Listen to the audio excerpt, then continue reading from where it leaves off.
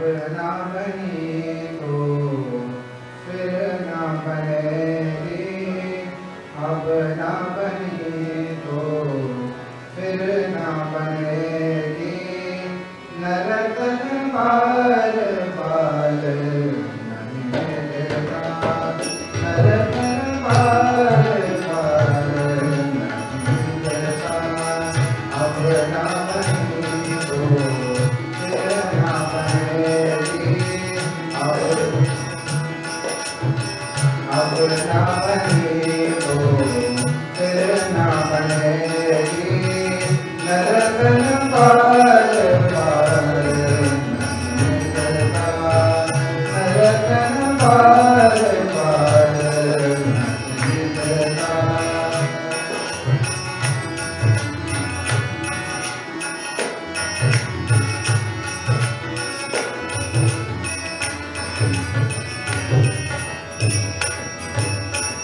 हीरा सजन में क्यों बिरथा गवायो, हीरा सजन में क्यों बिरथा गवायो।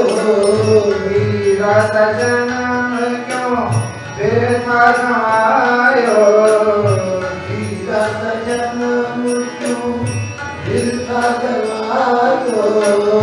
ना सत्संग कियो सत्संग कियो ना हरि गुण गायो, ना सत्संग कियो ना हरि गुण गायो। जननी तेरी तुझे फिर न चलेगी, जननी तेरी तुझे फिर न चलेगी। नरतन पार पार नहीं मिलता, नरतन पार पार नहीं मिलता। अब ना बनी तो फिर ना बनेगी, अब ना बनी तो फिर ना बनेगी। नरतन पार पार नहीं मिलता, पार पार नहीं मिलता।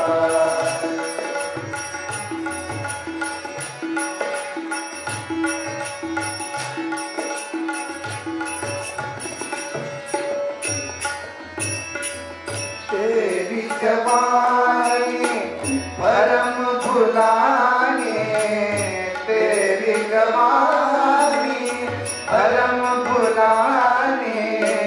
गुरुमुख मार्ग की बात न माने, गुरुमुख मार्ग की बात न माने।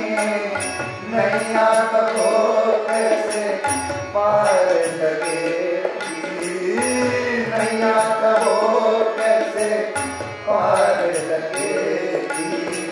नरतन पार पार नहीं मिलता, नरतन पार पार नहीं मिलता। अब ना बनी तो फिर ना बनेगी, अब ना बनी तो फिर ना बनेगी। नरतन पार पार नहीं मिलता।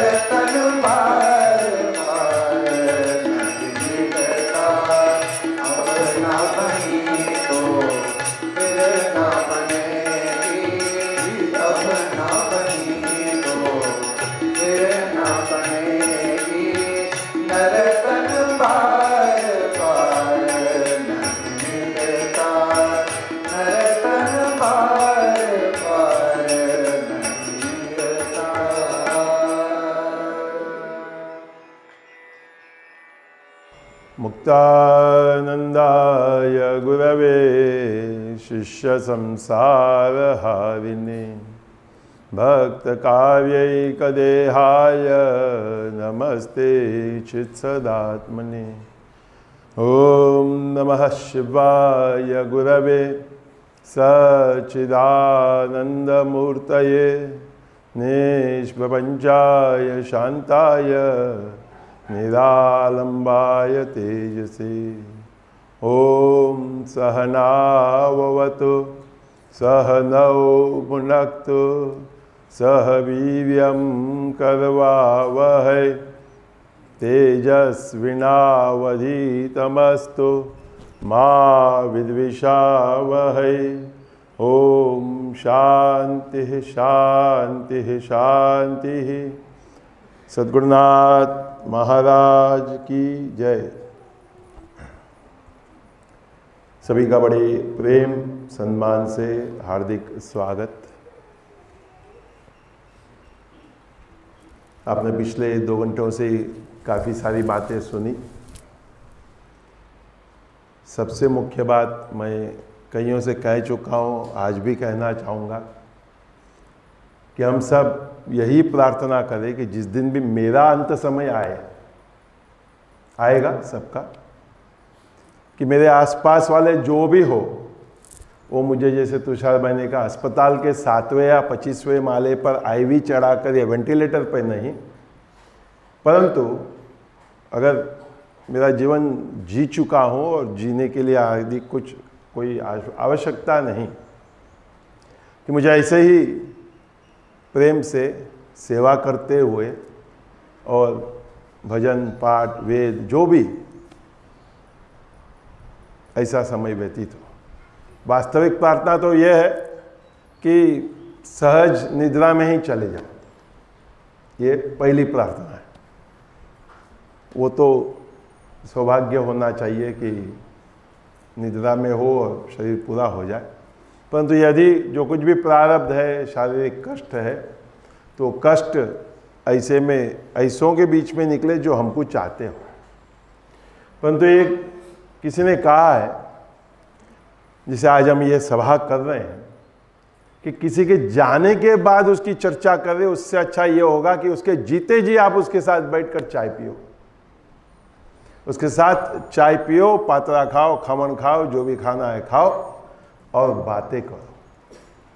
उसके जाने के बाद आप कुछ भी कहो, कितना भी कहो, बहुत अच्छी बात है, परंतु जब वो है तब समय निकालो, समय फाड़ीने आवजो। हमारे कुंदन मासी बैठी हुई है, उन्होंने एक शब्द नहीं कहा। उनके लिए कुछ दिन पूर्व मुझे ऐसे विचार आए। वैसे उन लोग रहते हैं हालोल बड़ौदा, वो भी एक हमारे राजर्षि मुनि जी संत हैं, कृपालानंद जी के शिष्य हैं, उनकी सेवा करती हैं। तो उनका पोता को नौकरी मिली यहाँ अतुल में, उसकी वजह से उनके बेटे ने लिया ट्रांसफ़र वलसाड़ में, उसके वजह से कुंदन मासी पिछले 2 महीने से यहाँ इस क्षेत्र में है। तो मैंने कहा कि शायद भगवान ने ऐसी योजना की कुंदन मासी के लिए, क्योंकि पोता तो चले गया वापस बड़ौदा, बेटा लगा हुआ है वापस ट्रांसफ़र लेने में, क्योंकि अभी तो काम हो गया है ना।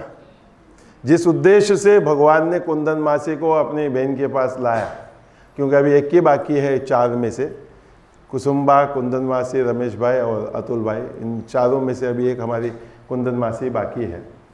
तो भगवान कैसी योजना करते हैं, मैं लोगों से हमेशा कहता हूँ गो विद द फ्लो। जीवन जिस तरह प्रवाह कर रहा है, कर रही है, उस जीवन के साथ प्रवाह में चलो। लेकिन हमेशा हम हट करते हैं ना कि मैं तो हूं ना जीवन चलाने वाला, मैं हूं ही क्या, मैं एक कठपुतली हूं उस परमात्मा के हाथ में, और जैसा वो चाहता है वैसे हम चलते। आपने हमारे देवयानी बहन को सुना, उनको भी मैं कई सालों बाद कुछ दिन पूर्व मिला, मुझे भी बड़ी खुशी हुई। यूं ही जवाब मेरे पास आया, बोले अरे आरडी साहब और देवयानी बहन आए। तो मैंने कहा चलो बड़े लोग आए, मिलने जाना चाहिए, क्योंकि आरडी साहब हमारे सूरत के कमिश्नर रहे, जो प्लेग के समय में उन्होंने जो काम किया, कार्य किया, और जो भी सूरत में उन्होंने किया, और उनका भी स्नेह प्रेम मिला है। जैसे उन्होंने कहा हमारे दर्पणा बहन ने कि ये श्रेय जो मैं देना चाहूँगा, जो दर्पणा बहन ने आपसे कहा कि परिवार के कितने सदस्य हैं, काफ़ी लोगों से मैं परिचित हूँ क्योंकि छोटे से इन सबको देखते आया हूँ। जो भगवान नित्यानंद या बाबा मुक्तानंद जी से जुड़े हैं, उसका श्रेय जाता है, अगर मैं ठीक हूँ तो, जीवन जी देसाई को।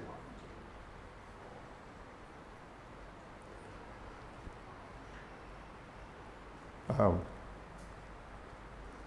हमने भी उनको छोटे में देखा है। उनके साथी थे बाबू शेट्टी और गुरु जी, तीनों बीड़ी सिगरेट पीने वाले। और सच बात है, हाँ।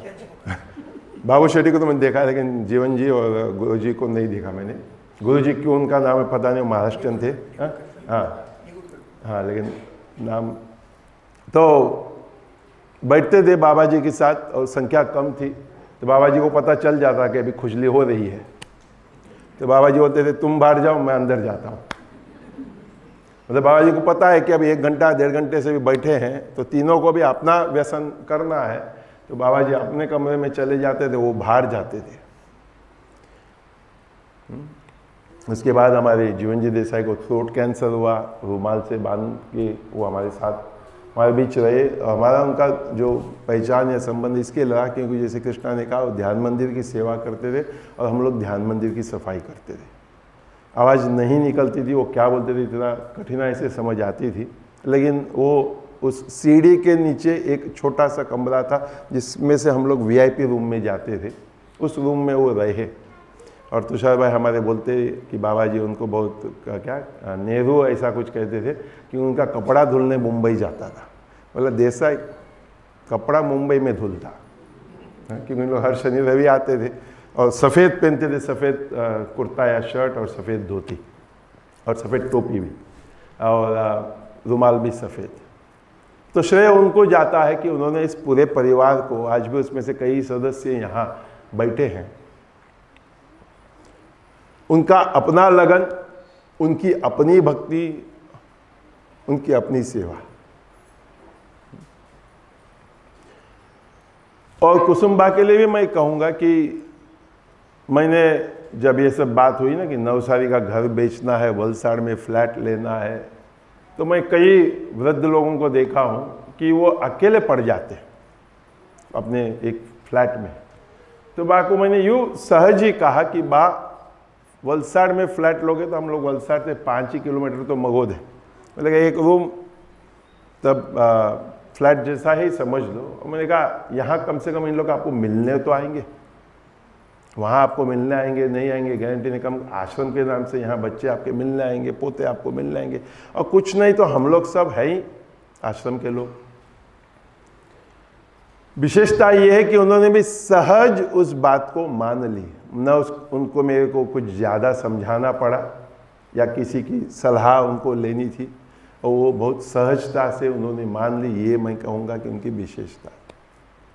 एक उनके ही पुराने मित्र जो आश्रम में आती थी, एक दिन उस मित्र ने उससे कहा, मैत्रिन से उसने कहा, मैत्रिन ने उनसे कहा, बा अगर ठेपला खाने की इच्छा हो गई तो।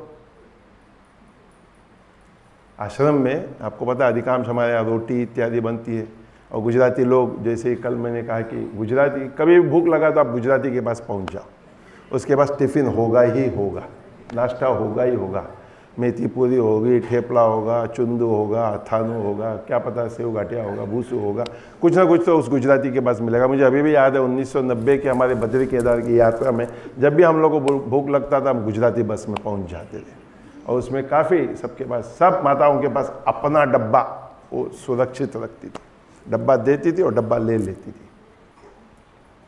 तो उस माई ने बाहर से पूछा, ठेपला खावानो इच्छा थी तो? आप सोचो 80 साल की उम्र में वृद्ध को एक चिंता बाकी उम्र की है थी, मतलब अब वो भी चल बसी है। तो मैं सोचा कि अरे 80 साल की उम्र में भी एक व्यक्ति को ठेपला की चिंता। बा ने कहा आश्रम है, इच्छा व्यक्त करने की बात है और आगे पीछे एक आध दो दिन में जो इच्छा है वो पूरी हो जाती। और जीवन इच्छाओं की तृप्ति के लिए नहीं जीना चाहिए। बहुत सहज और सरल बात उन्होंने कि जीवन इच्छाओं की तृप्ति के लिए नहीं जीना चाहिए। ये तो हमारा अधिकांश आप जीवन सोचो, जिह्वा के चाह पर जीवन हम जीते। हालांकि बा को स्वाद, जैसे शायद जवाहर ने कहा, स्वाद का बहुत था। कभी हमारे यहाँ से कच्चा पका ऐसा करते थे। उनको अभी अंतिम दिवस में हमारे राखी जी ने पुनर्दवा के खिलाए, इसके लिए शायद खाना छोड़ दिया। आके खावानु छे कि ना उसमें नमक, ना उसमें मसाला, ना उसमें तेल। हाँ, रोज सुबह मूंग। मैं रोज उनको पूछता था, मेरे को तुम ये खाते हो पुनर्दवा का? मैं बोला बा अभी क्या करो? ये बोलती है खाओ, अच्छा है अपने लिए। तो लेकिन ये सब मैं मानता हूँ पुस्तक में हम पढ़ सकते हैं, लोग हमको सुना सकते हैं, हम समझ सकते हैं, लेकिन वास्तविक मेरे अपने जीवन में इस बात को उतारना, ये सबसे कठिन काम है। और समय है, मौका है, वो हमको बता देता है कि कितने हम पानी में हैं या कितने हम इस गुरु में मानते हैं, कितने हम उस गुरु में श्रद्धा रखते हैं। और जब आपने सुना, जब स्वामी जी ने कहा तुषार को कि बा को कठिनाई हो रही है, कष्ट हो रहा है, जरा ले जाओ सूरत, देखो क्या कर सकते हो। शायद 13 जनवरी को तुषार कहीं से आया, बा को ले गया, कृष्णा भी आया, बा को ले गए। और डॉक्टर बहुत अच्छा था, है जिसने इनको सुझाव दिया इस उम्र में इनके साथ कुछ नहीं करना है, न इनको कहीं काटना है, न इनको कहीं नली चढ़ाना है, न इनको कुछ करना है, न मेरे पास कोई ऐसा इलाज है, दवाई इस उम्र के इस व्यक्ति के लिए है। इनको घर में रखो, प्रेम से, खुशी से, प्यार से रखो। शाकंभरी पूर्णिमा का समय था तो तुषार बोला ठीक है हम लोग आएंगे, चंडी हवन है, दर्शन करेंगे। लेकिन मेरे मन में था कि बा जब एक बार आएगी तो जाएगी नहीं। तो मैं तुषार को ऐसा संकेत भी किया, अगर वो तुम उसको सूरत से यहाँ लेकर के आओगे तो ये तैयार होकर के आना, कि तुम लाओगे, तुम फिर छोड़ कर जाओगे या लेकर के जाओगे ऐसा सोचना नहीं, और यहाँ वो तुम्हारे साथ जाएगी ऐसा भी सोचना मत। ऐसे ही हुआ। और ये भी दोनों को श्रेय देता हूँ, पति पत्नी को, तुषार और भक्ति को, कि वो भी 28 को तैयार होकर के आए कि अगर माँ यहाँ रहने की इच्छा से रहती है तो हम भी दोनों पति पत्नी उसकी सेवा में यहाँ रहते हैं। नहीं तो कोई सोचेगा ना अच्छा आश्रम वाले को बोल दो, देखो कुछ होगा तो मुझे फ़ोन कर देना, मैं आ जाऊँगा, 2 घंटा दूर हूँ। तुषार भाई का ये लाइन है, 2 ही घंटा दूर हूँ, कभी भी आ जाऊँगा। और जो तुषार मैंने आपको बात सुनाई, मैं कईयों से कहता हूँ कि कोई भी संबंध में एक पूर्णता आनी चाहिए। बहुत सारी बातें हम बोल देते हैं, सुना देते हैं, परंतु उस बात को समाप्त करना पड़ता है। जैसे पुस्तक में आता है ना, दी एंड। हमारे हरेक जीवन के हरेक संबंध को समाप्त कर देना चाहिए। खत्म करना ऐसा नहीं मैं कहता हूँ, लेकिन उसमें जो खुली हुई बातें हैं ना, जो अपूर्ण बातें हैं, उसको हमको पूर्ण करना चाहिए। उसके लिए सबसे पहले धैर्य मेरे अपने में होना चाहिए।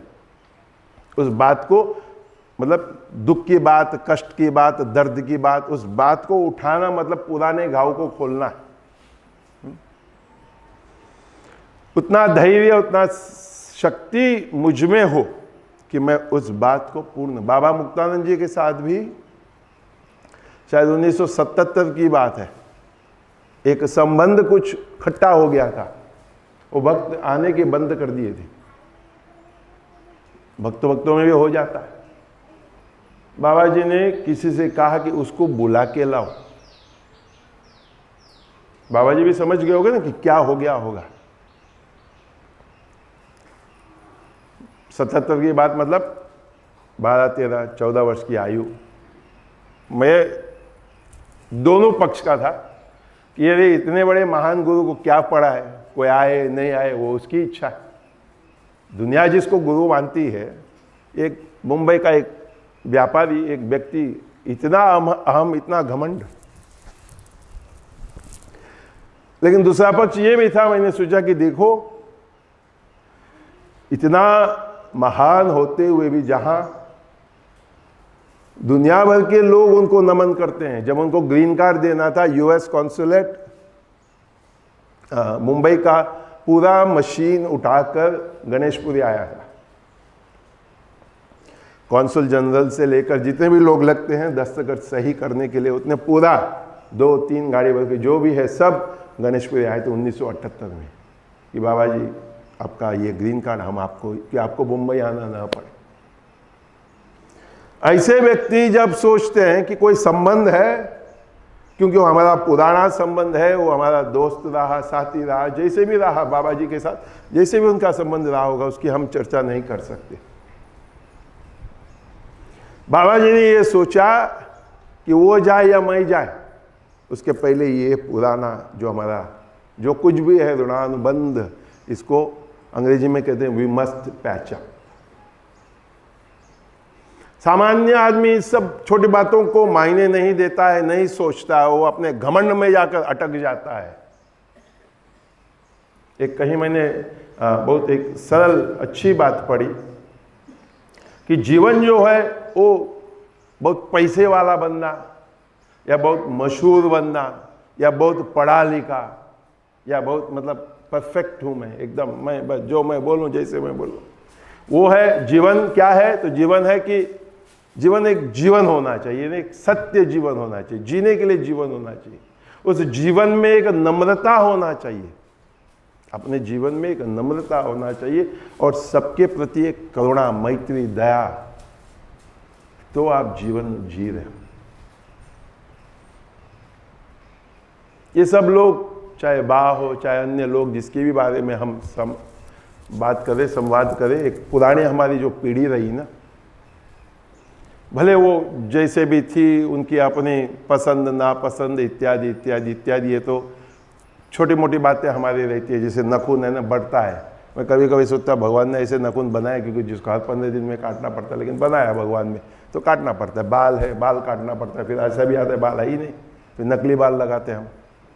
कि प्रकृति भगवान ऐसे कहीं करता है, लेकिन प्रकृति ये सब है, लेकिन इस सब में अच्छाई क्या है, बड़ाई क्या है, उत्तम क्या है, इसका हमको खोज करना है, इसका हमको जो अपने जीवन में एक पहचान करना है, समझना है। हमारे गीता में एक श्लोक आता है, अशोचानन्य शोचस्त्वम प्रज्ञवादांश भाषते भाषसे गतासूंश्च नानुशोचन्ते पंडिता। हम लोग क्या है, दुख मनाते, कोई कारण नहीं कभी, लेकिन दुख मनाने लगते। बस जिसके ऊपर दुख मनाना चाहिए उसके ऊपर दुख नहीं मनाने। ऐसा हमारा जीवन है कि हम बस बात बड़ी बड़ी करेंगे ज्ञान की। हम सत्संग में अगर आए तो हम सुनते हैं, और तब कभी कभी तरुण लोग कहते हैं कि इन लोग बात तो बड़ी करते हैं लेकिन घर पे इनकी व्यवहार ऐसी है ही नहीं। माइक पे तो बात बड़ी करते, कपड़ा पहन लेते इत्यादि सब कर लेते, लेकिन जिसके लिए कहते हैं कैसा होना चाहिए कि हम वैसे होने चाहिए, समझदार पंडित के जैसे, जिसने अपने जीवन में न कोई जीता हो या मरता हो, उसके प्रति उसका न खुशी है, न सुख है, न दुख है।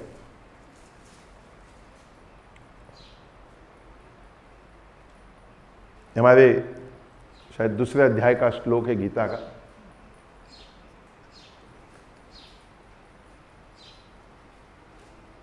जो इन बातों को समझ जाते हैं ना, फिर सने सने सने जीवन ऐसा जीने लगते हैं। तो हमारे अनुज जी ने एक भजन गाया, ये हमारे हरिओम शरण जी गाते थे, बहुत सुंदर है, उसका अर्थ भी बहुत सारे। अब न बनी तो फिर न बनेगी, नर्तन बार बार नहीं मिलता। बाबा मुक्तानंद जी इसके ऊपर बहुत कहा करते थे, नर्तन पाया जतन करो यारो, ऐसी उत्तम योनि पदार्थ फिर नहीं मिले बारंबार। ये शरीर मनुष्य का मिला है, शरीर मनुष्य के मिलने के बाद ये सुन रहे हो, उसका मतलब तुम सत्संग में आए हो। सत्संग में आए हो तो ऐसे कर्म करो कि अगला जीवन भी सत्संग में ही बीते, अगला जीवन भी हमारा ऐसा हो कि सत्संग में हमारा उद्धार उद्धार उद्धार होते जाए। नहीं तो क्या है, हमारे कबीर साहब कहते कि इस तन धन की कौन बड़ाई, देखत नैनों में मट्टी मिलाई, इस तन धन की कौन बढ़ाई, देखत नैन मट्टी मिलाई। जब बा का परसों शरीर पूरा हुआ, पहले तो कमरे में थे, फिर उस दिन तो थोड़े से ही लोग थे। अगले दिन मुझे लगा कि सब आएंगे, आश्रम वाले भी सब आएंगे, परिवार वाले जितने आएंगे, तो हमने फिर सोचा कि श्री मुक्तेश्वर धाम में यहाँ ले आते हैं। शुक्रवार था, माता का शरीर था, तो मैंने वेदाचार्य जी और सभी से कहा कि चंडी पाठ करते हैं। भगवद गीता तो कर चुके थे, मैंने कहा चंडी पाठ करते, एक माँ स्वरूप है, जिस भी स्वरूप में माँ की स्वरूप है, तो हम उसको देवी की जो स्तुति है, प्रशंसा है, वो गाते हैं। तो जवाहर ने कहा ये तो ऐसा है जैसे कि कोई बड़े को हमने क्या होता है ना, कोई मंत्री या कोई होता है तो उसको हम हॉल में रखते हैं, लोग आते हैं, अपना जो आभार या प्रेम या जो भी है व्यक्त करने आते हैं। तो मैंने कहा है अपने पास व्यवस्था तो क्यों कंजूसी करें। और मैं सबसे कहता हूँ प्रारब्ध भोगने के लिए भी भाग्य चाहिए, प्रारब्ध भोगने के लिए भी भाग्य चाहिए। आपके पास सब कुछ है लेकिन उसका आपको आनंद ही नहीं लेने आता है तो। और मेरा अपना एक ये भाव है कि हमारे यहाँ की जो परंपराएं हैं, उन परंपराओं के पीछे कुछ न कुछ रहस्य हम नहीं समझ पाते, हमको पता भी नहीं, हम आधुनिक हो गए। तो जब मैंने पहली बार कहा 2 सप्ताह पहले इनको कि स्मशान किधर है देख के आओ, तो हमारे आनंद वल्लभ जी ने फ़ोटो भेज दिया मुझे 5.4 किलोमीटर्स। तो मैंने कहा 5.4 तो कोई बड़ी बात नहीं। जवाब बोला 3 किलोमीटर तो मैं ऐसे ही रोज़ चलता हूँ। तो मैंने कहा 2 किलोमीटर और, तो फिर उसको हो गई चिंता कि लेकिन अकेला चलता हूँ, दोस्तों के साथ चलता हूँ, ये तो कंधे पे कुछ लेके चलना पड़ा। तो आधुनिक मन, आधुनिक विचार, मैंने कहा देखो फिर भी आनंद आया था। अगले दिन जिस दिन जाना था उस दिन सुबह बोले तुषार अंकल कह रहे just in case E loader लेके चलते। मैंने कहा आनंद मेरा अपना एक भाव है कि प्रश्न चिन्ह लेकर जीवन नहीं जीना है। जस्ट इन केस शायद, मैंने कहा नहीं, फिर वो शायद ही सत्य हो जाएगा, क्योंकि है ना वो जेब में, जो भी है वो जेब में है। अगर है ही नहीं, मैं क्या करता हूँ जब अच्छा नाश्ता पसंद का आता है या मिठाई आता है उसको मैं जल्दी बांट देता हूँ, क्योंकि वो रहेगा तो मुझे खाना पड़ेगा ना। अभी जाके फ्रिज में देखो, किचन में देखो, पता है तो था कि कल तो था रसमलाई, लेकिन हमारे स्वामी जी लोग ने रात को खा लिया उसको। अभी इच्छा है लेकिन अभी करूं क्या। कोई बोलता है कि कोई बात नहीं दुकान से हम ले आते। मैंने कहा दुकान से लाने की कोई बड़ी बात नहीं है, बात ये है कि आया वो गया। लेकिन हम लोग अधिकांश क्या करते हैं, हमारा जीवन इसी में चलता रहता है, संदेह में, प्रश्न चिन्ह के साथ हम जीते हैं। तो इसके लिए कबीर साहब कहते हैं कि अंतर क्या है, अपने खातर महल बनाया आप ही जाकर जंगल सोया।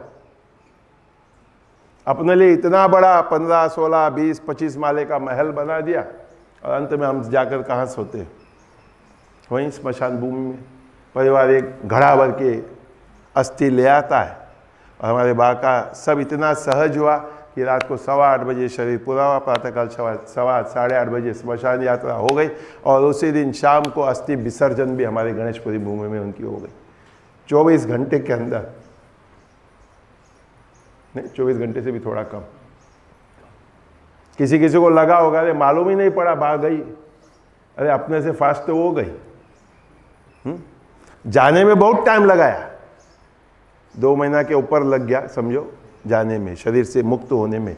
लेकिन मुक्ति होने के बाद जो 24 घंटे के अंदर, नहीं तो कितने दिन तक घर वाले अस्थि लटका के रखते हैं कि जब टाइम मिलेगा तब नासिक जाऊंगा, तब टाइम मिलेगा चानोद जाऊंगा, जब टाइम मिलेगा हरिद्वार जाऊंगा, जब टाइम मिलेगा काशी जाऊंगा। ये तो ऐसे अनायास हुआ, इन लोग आ गए और बोले अभी 2 बजे। मैंने कहा 2 बजे सबसे पास तो फिर गणेशपुरी है, उससे बढ़कर क्या है। तो भास्कर जी ने हमारी व्यवस्था कर दी, सब कुछ हो गया। ये सब के लिए भाग्य चाहिए और ये सब के लिए हमारे जो साथी है ना जीवन के, उनमें उस समय उनकी बुद्धि चलनी चाहिए कि ये करना है, और वैसे ही फिर होते जाएगा। और प्रकृति, मैं सबसे कहता हूँ कि प्रकृति हमेशा ही हमारी साथ देती है, उसमें आपको टेंशन लेने की कोई जरूरत नहीं, चिंता करने की कोई जरूरत नहीं। क्या प्रकृति हमारी साथ देगी? प्रकृति हमेशा ही तैयार है, प्रकृति ही आपके मन में विचार या विकल्प देती है, लेकिन उस विचार और विकल्प के साथ चलने को आप में वो तैयारी होनी चाहिए। हाड़ जले जैसे लकड़े की मोली, बाल जले जैसे घास की फोली। हमारा सबका ही अंत में यही हाल होने वाला है। हमारी भी हाड़ जलने वाली है, हमारी भी बाल जलने वाली है। बाबा मुक्तानंद जी खूब हंस कर कहते थे, इतना पैसा इस सब पर खर्चा करते हो, अंत में जाके एक दिन तो जला ही देना है। इतना सब कुछ करते हो इस शरीर के लिए, अंत में तो सब मिट्टी से आई है। मैंने हमारी संगीता और संजीव को उस दिन सुनाया, मैंने कहा माटी कहे कुमार से तू क्या रोन दे मो, एक दिन ऐसा आएगा मैं तुझे रोन दूंगी। हम सब यही सोचते हुए जीते थे, मैं जीवन को जीऊंगा, मैं जीवन को जीऊंगा, मैं जीवन को जीऊंगा, लेकिन मैं कहता हूँ सभी से एक दिन मृत्यु आ जाती है, बूम खत्म, फिनिश, स्टोरी समाप्त। सबकी दादागिरी समाप्त, सबका अहम समाप्त, सबका सब कुछ समाप्त। फिर उस समय बोलो ना, नहीं अभी नहीं जाऊंगा, अभी रुक जरा। क्या है? कहत कबीरा सुनो मोरे गुनिया, आप मरे पीछे डूब गई दुनिया।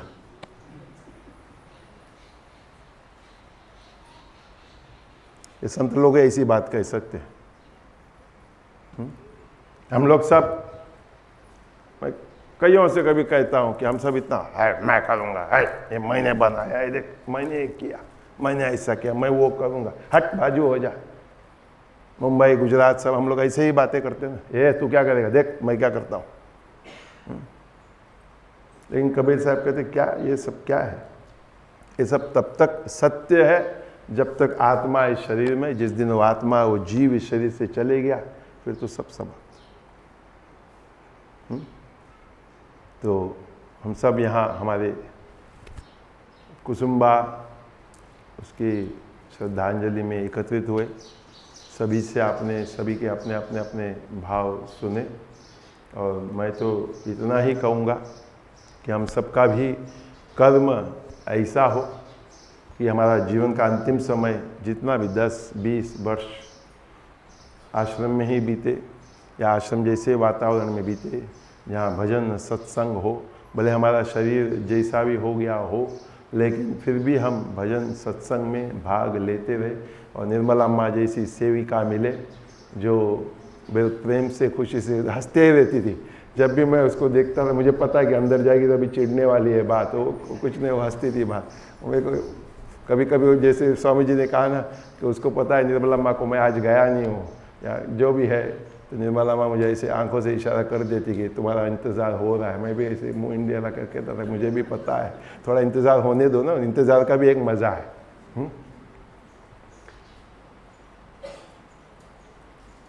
तो हमारा भी जीवन ऐसा बढ़िया हो, अच्छे से रहे, हम खुशी से रहे, राजशाही से रहे, परंतु बहिरंग एक दिखावा न हो। अंतरंग में जो कुछ भी प्राप्त हो हमारे अंतरंग में प्राप्त हो, ऐसा हम भगवान से प्रार्थना करें। आए हुए हमारे सभी कुसुम्बा जीवनजी देसाई के परिवार के सभी सदस्यों का खूब खूब हार्दिक स्वागत। हमारे हरीश भाई भी, 2 हरीश भाई, एक तो शायद चले गए, एक हमारे भक्तिबेन के भाई, वो भी बहुत दिनों के बाद परसों दिखे, आज दिखे। उन्होंने भी हमारा जब ये शांति मंदिर मगोद बना था खूब सहयोग सेवा दिया था, किसी को स्टेशन से लाना ले जाना जो भी करना था। हमारी जो अभी की मोहिनी है, इनके पास की मोहिनी हमारे पास आई थी तब की हमारी ये दूसरी वाली मोहिनी है। ये भी ऐसे मैंने कई बार लोगों से कहा है कि लोगों ने जब कोई संस्था बनती है, कोई आश्रम बनता है, कितनों का सहयोग, कितनों का साथ, और फिर जब कोई नया आता है उसको पता ही नहीं होता कि ये कौन है, इसने क्या किया होगा, उसने क्या किया होगा, अपने को क्या पता। लेकिन इतना ही हम कल्पना कर सकते हैं कि जब कुछ नहीं था तभी इसने कितना साथ सहयोग दिया होगा। वैसे हमारे बहुत पुराने उल्लास और राकेश चित्रे भी आज बहुत सालों बाद मिले हैं, शायद मुझे तो 11-12 साल बाद मिले हैं। और पता नहीं उनका जवाहर तुषार के साथ स्नेह होगा, बाकी नाम से यहाँ आए होंगे। जवाहर ने थोड़ा दादागिरी से फ़ोन किया होगा, ये आजा, कि पुराने मित्र है, पुराने ऑफिस में हमारे गणेशपुरी के साथी है, बड़ौदा ही रहते हैं, ज़्यादा दूर नहीं। लेकिन ये सब एक बाबा मुक्तानंद जी का कहो कि अवधूत भगवान नित्यानंद जी का कहो कि हम सबका ऐसा एक स्नेह, एक प्रेम है जो इतने वर्षों बाद भी हम सब कभी भी मिलते हैं तो उस भाव के लिए कोई शब्द नहीं। हम क्या अपने आप में महसूस करते हैं या अनुभव करते हैं, ये केवल हम एक कल्पना कर सकते हैं। हमारी दर्पणा बहन भी उनकी जवानी में दिलीप भाई के साथ बहुत सत्संग उन्होंने किया। उनके साथ मैंने यहाँ अतुल में, उनको याद है कि नहीं, 1921 या 1982 में इंटर्नशिप किया था, ध्यान शिविर किया था हमारे स्वामी प्रज्ञानंद अम्मा जी के साथ। तो ये सब पुराने, क्या कहूँगा, सिपाही, पुराने सेना, बाबा मुक्तानंद जी के सेना, जब कोई कुछ नहीं तभी बस चलो करना है। कुछ किसी को समझ नहीं आता था क्या है शक्तिपात, क्या है गुरु, क्या है ध्यान, क्या है कीर्तन। बाबा बोलते ले बैठ चला, मैं देखेगा, मैं देखूंगा, जैसे भी उनकी अपनी भावना। और कईयों ने सुनते हैं हम कि 350 घरों में सत्संग होता था, गुरुवार को, कहीं मंगलवार को, कहीं शनिवार को, और लोग क्या क्या तरह के लोग आते थे। और कितनों का जीवन परिवर्तन तब हुआ, और उनके जीवन परिवर्तन के कारण आज, जैसे आपने सुना, जीवन जी भाई के परिवार की आज 6ठी पीढ़ी हमारे इस सिद्ध योग से, सिद्ध मार्ग से जुड़ी हुई है। बचपन में हमको कुछ नहीं समझ आता है, बड़े होकर भी नहीं आता है, लेकिन बड़े होकर हम कल्पना करते हैं कि मुझे कुछ समझ आता है। लेकिन बड़े होकर भी हम लोग उतने ही बुद्धू है जितने बचपन में हैं। बचपन में इतना है कि हम कह सकते हैं कि मुझे नहीं समझ आता है, लेकिन बड़े होकर हमको थोड़ा दिखाना पड़ता है कि मैं कुछ समझता हूँ। समझ कुछ नहीं आता है, केवल एक भाव है, और वो भाव ही सबसे महत्वपूर्ण है। अगर वो भाव है तो सब कुछ है। तो मैं यही कहूँगा कि बाकी हमने इतनी सारी बातें सुनी, तो सबसे मुख्य बाकी ये बात रही कि उन्होंने सबसे दोस्ती बना कर रखी थी। और जब भी कोई व्यक्ति, जैसे आपने सुना, चाहे देवयानी बहन ने फ़ोन से कहा या यहाँ इस स्थूल शरीर में भी जब कोई नहीं मिलता था कुछ दिन, तो बोलते थे उसको बोल आया क्यों नहीं। तो व्यक्ति फिर जिस भी कारण से जाता था, मिलता था, बातें होती थी, और ये ऐसा हम भी एक संबंध, एक प्रेम बनाए। और मैं सबसे यही कहूँगा कि अदला बदली करके कभी किसी से बात करो। कभी कोई एक छोटा सा सूत्र दे देता है। मैं एक छोटी सी बात कह के बात समाप्त करता हूँ। सप्ताह भर पहले की बात है, हम रीटा जी के साथ बैठे थे, यश, तुषार, मामा जी, हम उन लोग तो कुंभ मेला की चर्चा कर रहे थे। मैं यूँ ही जुड़ गया, तो बात चली कि बात जा नहीं रही है, तो उन्होंने एक ही बात कही कि छोड़ देना पड़ेगा। तो भक्ति बहन तुषार भाई ने विनोदात्मक बात कहा कि छोड़ देना पड़ा तो हम लोग सूरत चले जाते। रीटा जी ने मेरी तरफ इशारा करके देखा कि आपने नहीं छोड़ा। मुझे कहा अपने माता के लिए आपने नहीं छोड़ा। तो मुझे उस दिन का संस्मरण आया। शुक्रवार का दिन था, मैं वॉल्डन शांति मंदिर में था। हमारे नरेश भाई का मुझे फ़ोन आया प्रातःकाल वहाँ का 10 बजे कि डॉक्टर ने कहा है कि अम्मा 48 या 72 घंटे में शरीर पूरा हो जाएगी उनकी यात्रा। गुरु पूर्णिमा का दिन था। 48 घंटे के बाद वहाँ इंटेंसिव था, सत्संग था। मेरे पास कुछ घंटे थे, परंतु उसी क्षण में एक निर्णय लेना था कि क्या मैं शांति मंदिर वॉल्डन के इंटेंसिव और सत्संग के लिए रुकूंगा या फ्लाइट लेकर शाम की मुंबई पहुंचूंगा उस माता के सानिध्य में बैठने के लिए। तो मैंने सोचा कि नहीं, सत्संग, ध्यान ये मुख्य है। और मैंने स्वामी विश्वेश्वरानंद जी को फ़ोन किया कि स्वामी जी अगर आप मेरी जगह जाते हो, क्योंकि स्वामी जी दिखते भी हैं मेरे जैसे, तो माता का एक इच्छा भी पूर्ण हो जाएगी कि एक बेटा स्वरूप मेरे सामने आए। स्वामी जी ने भी तुरंत हाका, क्योंकि उनकी भी जब माँ का शरीर पूरा हुआ तो वो नहीं जा सके थे। उन्होंने कहा कम से कम इधर मैं इस इच्छा को पूरा करता हूँ। वो अपनी इच्छा को पूरा कर रहे थे, मैं अपनी इच्छा पूरा करवा रहा था। और कई बार इस विचार को विचार करता हूँ मैं, क्या ये उचित निर्णय था वहाँ रुकना, सत्संग ध्यान शिविर करना, या यहाँ आना चाहिए। तो जिस दिन हमारे उदिता जी ने वो छोटी सी बात कही कि आपने छोड़ दिया, तो उस दिन एक बात समझ आई कि हम कितने सारे मोह ममता की जो हम बात करें, स्वामी जी ने आपको कहा कि मोह ममता कितना हम पकड़ कर रखते हैं। छोड़ना आसान नहीं है, लेकिन छोड़ना पड़ेगा और छोड़ना है।